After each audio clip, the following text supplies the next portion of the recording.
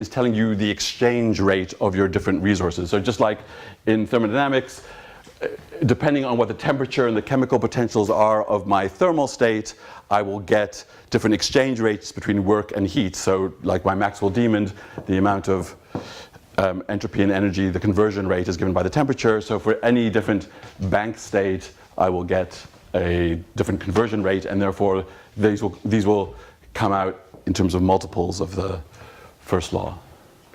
Is this asymptotic statements, or is this? There's a whole bunch of kind of restrictions I've not told you about in terms of how you define reversibility, asymptotics. You need asymptotic continuity of the relative entropies. So there's a whole bunch of things I have not told you. And at the moment, there's a bunch of them, and I suspect one could make it simpler. Another example we have is the resource theory. So we have you can have the first law for thermodynamics, which, great discovery if we had lived a couple hundred years ago. But you can also look at other resource theories, for example, local control and energy, and then you get a second law for that. Okay, so you can now go about trying to construct other resource theories, double resource theories, and see whether you have such a law. But that will depend on whether you have reversibility, which is the hard thing to prove. Okay. Any questions? Okay, let me now talk about, I'll go now to the black hole case. So now what we need to do is, so I said that thermodynamics was the theory where we preserve the Gibbs state. So that's like we have a system which we put in contact with an external bath, and then if I put a system in contact with the external bath, then anything I do will make the system tend towards, will equilibrate with that thermal bath. So for open systems, all states kind of tend towards the Gibbs state with some inverse temperature beta. That's what tends to happen. In a open system, you have to think, how do I define the entropy? What do I mean by, it's just unitary evolution which is happening. What do I mean by equilibration, and what does the state equilibrate to? So typically, what I mean is that the state, if I start with some pure state, it undergoes unitary evolution. So I have some pure state of my black hole, or I have some pure state which I'm going to collapse into a black hole. At the end of the day, it's just unitary evolution. So from the CFT point of view, it's just a pure state. But what I mean is that if I just look at some local, say, correlation functions or whatever, it will look thermal, meaning that I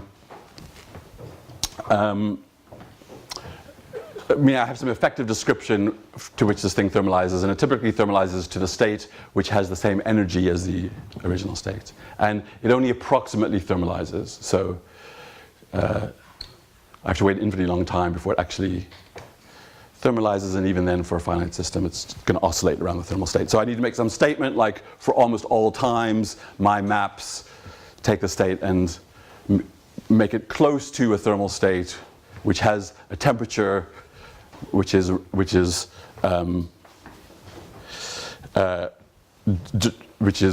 given by the energy, the original energy of the system. So so you're no longer going to a fixed Gibbs state for closed systems. In some sense, you could go to any Gibbs state is preserved. So for open systems in contact with a heat bath, the set S is rho beta, that's preserved. Here, in some sense, any Gibbs state is preserved to some degree. So what you really have is that if I give you a thermal state, it'll be approximately preserved for almost all times, et cetera, et cetera. So that's the difference for the closed systems approach for the resource. So the resource theory for thermodynamics is this one here which is the appropriate resource theory for cosmology or for ADS CFT, where I can look at the CFT and it's a unitary evolution which is happening. Okay. Hey, John.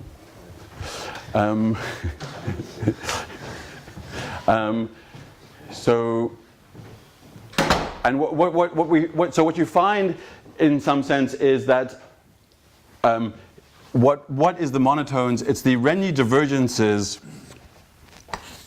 to any Gibbs states are approximate monotones, but I'm allowed. It's only approximate, so this is. I have to do some kind of approximation here, because for a CFT, it's not like the Gibbs state is exactly preserved. It's only approximately preserved. Okay, so I need to kind of do some infimum over all Gibbs states. And okay, so now I'll just say the quick thing about how we compute these for in the case of a CFT. We have our beta is the equilibrium black hole. All right, and our excited state is going to be given by turning on just doing some perturbation to the black hole. So you turn in some operator in the boundary, and that produces some state here. And then we're interested in, we're interested in two things. In terms of what state does it get to? What states does it pass through as it equilibrates? So these additional laws, in some sense, will tell you that. So what we know from the ordinary second law is that it'll go from itself to the Gibbs state, but these additional restrictions tell you what other states have to be in its path, and place restrictions on that. You mean what other states could not be in its path? That's right. Good. Thank you. Yeah, they place restrictions. Yes, these just replace restrictions. They tell you. So normally all you would know from the ordinary second law is that the black hole, if you perturb it, so it's got some hair or some perturbation, it will go to the Schwarzschild black hole. But what other states it passes on the way there, you can't say. And except that they all have to increase area in some sense. And this gives you more restrictions on what states the black hole will be equilibrating to. And I guess then one nice thing that people might be interested in is we find that we can compute this thing in a way that is similar to how you would compute it for the ordinary free energy. So, some of you will know that I can compute the ordinary. So I want to compute, say, the partition function, and the way I do it is that for the finite case, I'm going to take some trace. So I'm going to take some sum over states, and I'm going to. Well, let's compute log z. Z, okay. So I have e to the minus beta h. So I'm going to compute this thing here, right? That's the partition function. And so the way I do it is I think of beta as imaginary time. So I think of this as e to the iht in some imaginary time. And I think of it as I'm going from some initial state back to itself. So I'm going in a cycle. And then I take the trace. So what I'm really doing is I'm computing a path integral in a circle with the circumference of the circle is beta. So that's like beta is like the time. Why do you integrate? Sorry? Why do you integrate? Why do I take a path integral? Because this is like a path integral, right? So this is in some sense I can compute this by computing the path integral. Okay. Right? This is just a propagator from some initial state to some final state. Okay? So that's how I would usually say compute the partition function, say, for a black hole or for inner field theory. Okay? And now, what is the Renyi divergence? Well, it's got a, let's say, we can choose either ordering, but it's got the Gibbs state. So instead of, what is it? It's just a partition function here, where instead of, I'll write it here. I'll erase this. I'm gonna use the secret blackboard.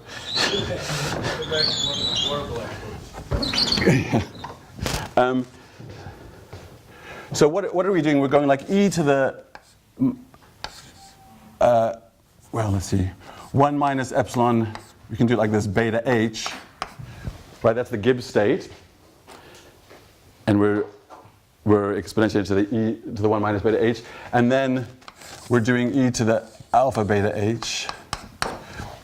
That's the rho. Sorry, with a different h prime. So here's our Gibbs state, rho beta, to the alpha, to the 1 minus alpha. Okay. Here's our state here, rho to the alpha. And we can choose, for any rho, we can find a Hamiltonian for which this is true. So you kind of, we're actually doing this in a different way. We're kind of changing the Hamiltonian, and that produces some excited state. Okay? And now we want to take the trace of this thing. And so this is just, so here we have, so here we're going to do the trace here. So what is this? Switching back to imaginary time, so taking beta to be some imaginary time interval, we are evolving our initial state for some time fraction given by 1 minus alpha beta. And then we're going to change the Hamiltonian, so we're doing a quench, and we're evolving it for some time imaginary time alpha beta. So you can think of it like we're, in Euclidean time, it's like a quench in some sense in Euclidean time.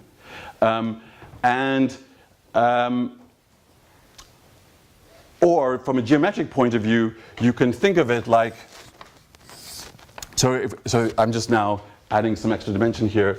You can think of it like we're gluing two different space-times together in some sense. So you had a space-time, if I look back, so this is what's happening in the CFT. I'm computing this thing, I can think of like I'm computing this thing for the state in the CFT. If I now go into the bulk, I can think of it like I have two different geometries which correspond to each of these states, and it's like I'm gluing one geometry to another geometry, just like I'm evolving it from one Hamiltonian to another Hamiltonian. And that's how we compute these things. So I really like this kind of geometric picture of the Renyi divergences, that they are like some kind of Euclidean quench. Rather than just do this, rather than just evolve the thing with one Hamiltonian, if you switch Hamiltonians halfway through, then you're computing a Renyi divergence. Or rather than kind of computing this cigar thing that you do for black holes, you're actually gluing two different spacetimes together. That's the Renyi divergence. So this is a kind of a cute picture, in my view. And I could end there or ask for questions about this and end there, or I'll just end there. Thank you for your attention. Oh, I forgot to say the work on the black holes is with Rob Myers and Alice. I'm very bad at Italian names, beginning with a B, and Federico Levi, the Perimeter group. So we have some time for questions. I thought you would be full of questions over there, Andreas. Mm-hmm. Yeah, They're bubbling up. But you're thank you. He's got another one. Yes, good. So I was just curious about something that maybe you could elaborate on. So it's a result from Ted Jacobson from about 20 years ago that, in fact, if you just assume the laws of black hole thermodynamics for horizons and the Wright-Schroders equation, which is kinematical, you can actually derive Einstein's equations. Right. So it's sort of like an Right. equation of state per se. Right. So I'm curious what these other second laws Yeah. do for you and what role they have in microphysics here. Are they like, do they sort of, do you have any idea what Yeah, actually, so I did think about that and discuss a bit with people like Mark van Rumsdorff, because there they have kind of a way where if you have some second law, you kind of get linearized Einstein's equation. So that's for entanglement, actually. That's a Right, but it's a similar. But these will hold for the. You will get a similar thing here. I guess there's a few questions you could add. Like, okay, so I guess I would just go back on a few things. Like one thing, in my view, the Jacobson result is more about diffeomorphism invariance. If you use diffeomorphism invariance, you will get the Einstein's equation. It's the only thing you can get. So I'm not sure how deep that statement is. I oscillate, but let's just take it for a moment and then ask that question. And I guess the question that arises is, what do these additional degrees of freedom correspond to in the gravitational case? Because there you say I have an area, and I can then relate the area with the geometry.